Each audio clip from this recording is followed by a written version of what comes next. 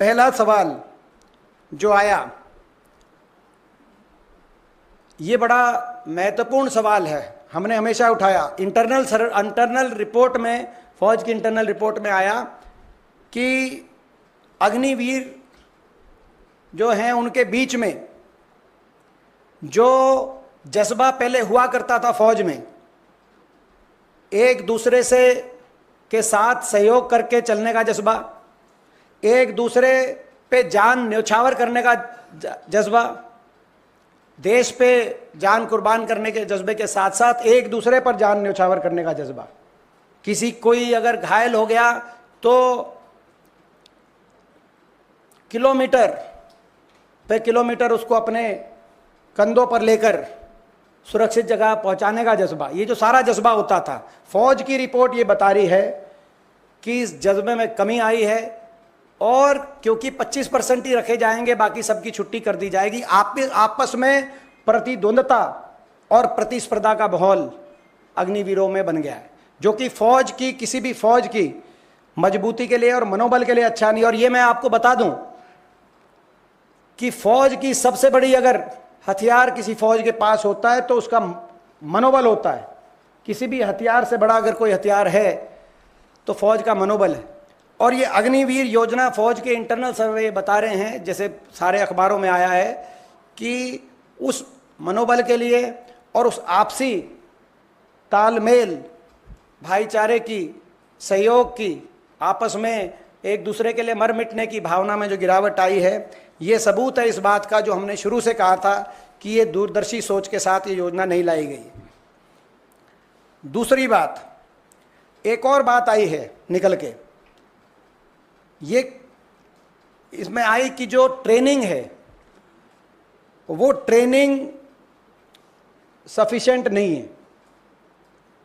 6 महीने की ट्रेनिंग यानी कि 24 हफ्ते की ट्रेनिंग से जो अग्निवीर, उनकी जो परफॉर्मेंस है, वो ट्रेनिंग फौज ने पाया है कि वो ट्रेनिंग सफिशिएंट नहीं है। और इसीलिए ट्रेनिंग का जो पीरियड है उसको बढ़ाकर 37 से 42 हफ्ते, 24 हफ्ते से बढ़ाकर 37 से 42 हफ्ते करने की बात कही जा रही है।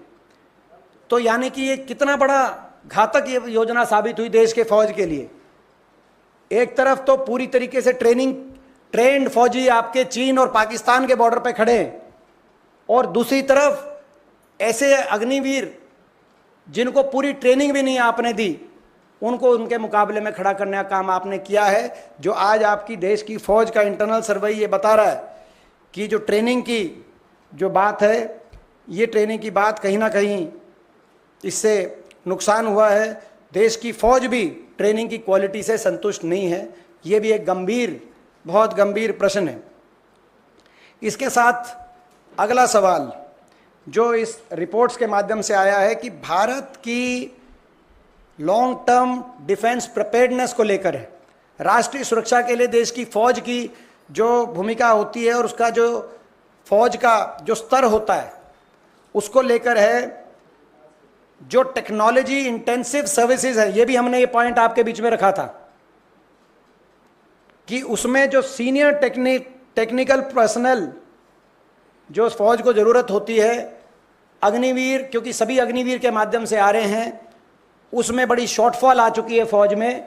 और ये कहा गया है कि 2035 तक बड़ी भारी शॉर्टफॉल आ जाएगी।